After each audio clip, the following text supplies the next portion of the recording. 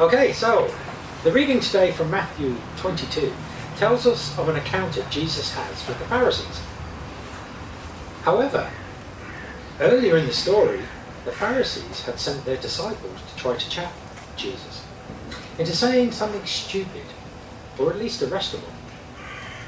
As with most of these kind of plots, they start by trying to ingratiate themselves with him, saying how honest he is, what a great guy of integrity he is, how he would only tell the truth no matter who was asking.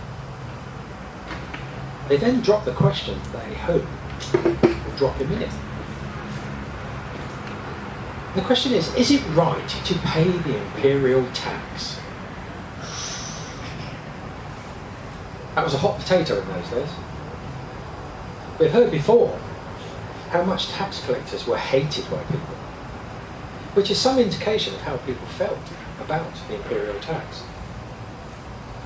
Understandable, after all, no one likes to have money taken from them, particularly by an occupying force. Kind of like rubbing salt in an open wound, I guess. Anyway, so the disciples ask the question. The trap is set. If Jesus says, of course you should, that's the law, he will upset all those who are opposed to the Roman occupation. If he says, no, it's unfair, then he is spreading dissension, and at risk of arrest and worse. But he flips the script. He asks a seemingly obvious question. Whose likeness is on the coins that you use to pay the tax? The disciples answer, well, Caesar, of course. Then he drops the hammer. So give back to Caesar that what is Caesar's, and give to God that which is God's. Disciples exit stage left, suitably chastised. So it's kind of Jesus 1, Pharisees 0. It's a very good start. It, of course, does not end there. The story goes on.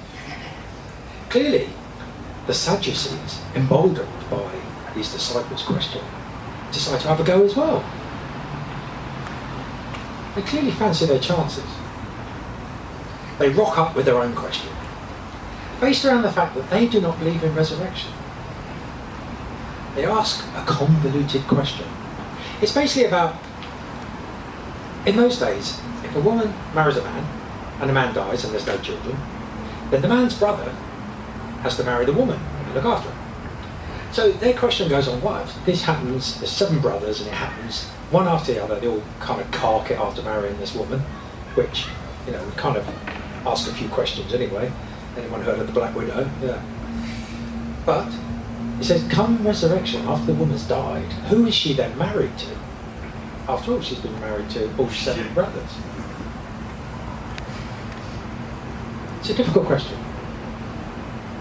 I mean, it is a difficult question. If you look at it from their point of view, it's a very difficult moral question. However, they met their match on this day. Lucky enough, Jesus was up to it, and he throws it back at them, and he says, haven't you read what God said to you? He also points out that they don't really know the scriptures that well, clearly.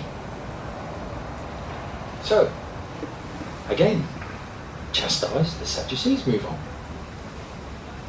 Now, that's Jesus 1, Sadducees 0.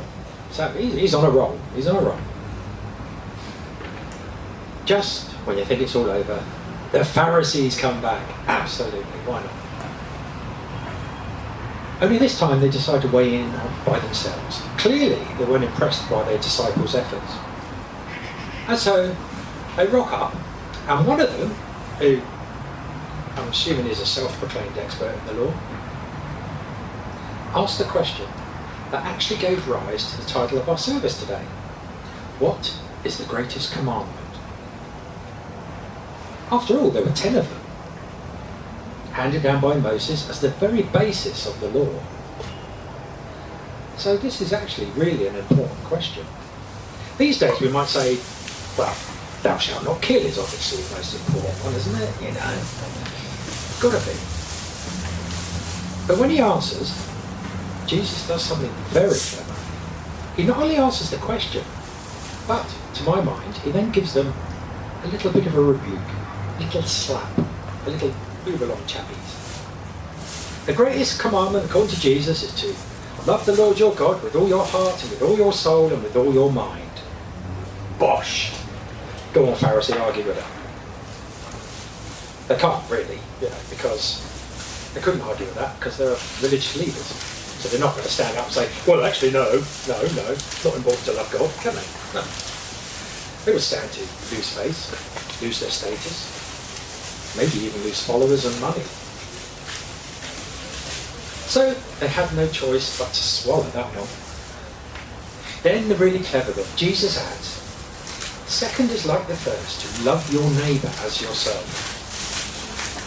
All the law and the prophets hang on these two commandments. It seems to me that he not only put love thy neighbour right up there, the things people of faith should do, but he was also pointedly telling them that they need to practice that. Instead of going around trying to trap people with words, or trap them into saying something wrong, that they should actually obey that commandment and love their neighbour. I'm sure that if the man who questioned him wasn't as intelligent as we suppose, the point was received by the Pharisees. And perhaps it just went on to fuel the resentment they had for Jesus. After all, they already felt a little threatened by this charismatic young Jew, whose very life seemed to be a judgment on everything they did. Still, I'm going to call it Jesus 2, Pharisees 0. Absolutely. Another bosh. Just to round it off though, while he had them all there in one place, Jesus throws out his own question. Whose son is the Messiah? Now the Pharisees are probably giggling at this point. Oh yes, he's the one. Yes, the son of David. They probably felt a bit smug, Maybe because it's such an obvious answer, they probably thought, perhaps this Jew is not quite as clever as we thought. I can almost see them looking at each other and thinking, yes, easy. Only to have the smirk slapped right off their faces with the follow-up. So how come David calls him Lord? And as we hear in the reading, this appears to shut them up completely, and they don't dare ask him another question. So there you go, really. That's Jesus for the hat trick. 3-0 against the Pharisees. A good thrashing. Job done. Pharisees and Sadducees put right.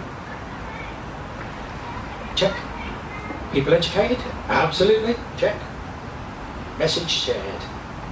Absolutely. Really nailed it this time. Not a bad day's work in the life of a young travelling Messiah, I guess. Of course, we now know where all this would lead, how it all ended up.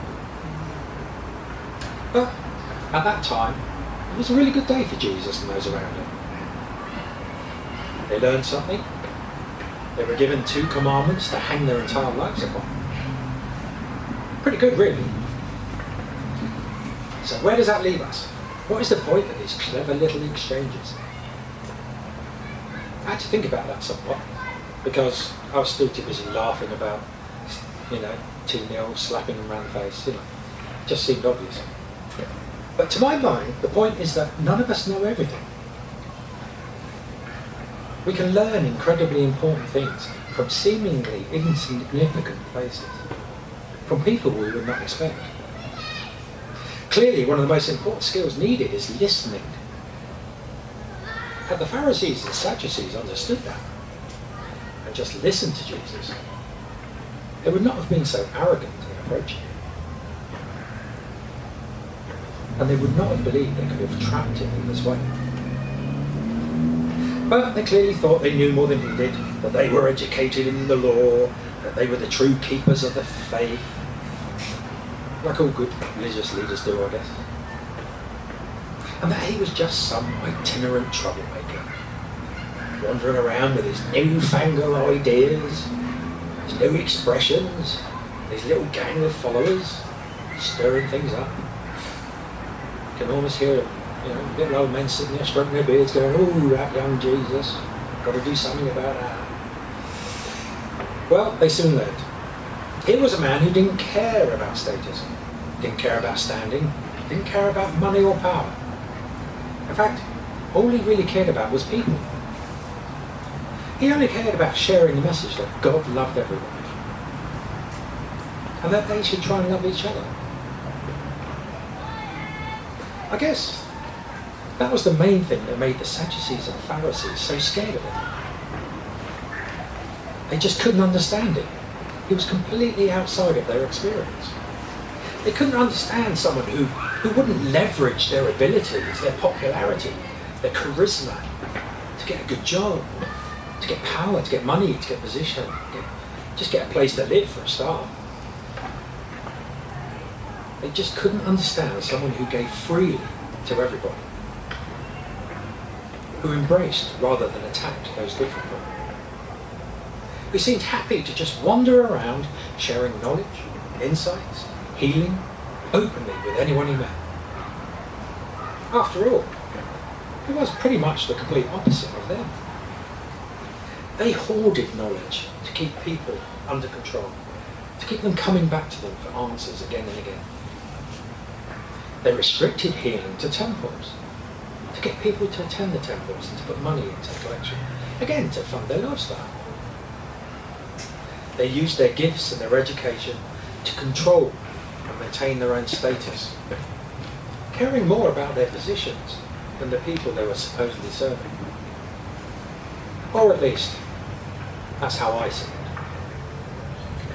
So the greatest commandment, according to Jesus, is to love God fully, which is fair enough. But let's also not forget what Jesus said was the second greatest commandment. Love thy neighbour as yourself. After all, if we are like the Pharisees and Sadducees, always talking but never listening, we will not only miss the true message about God's love, but in the end, we'll probably end up looking pretty stupid. Thank you.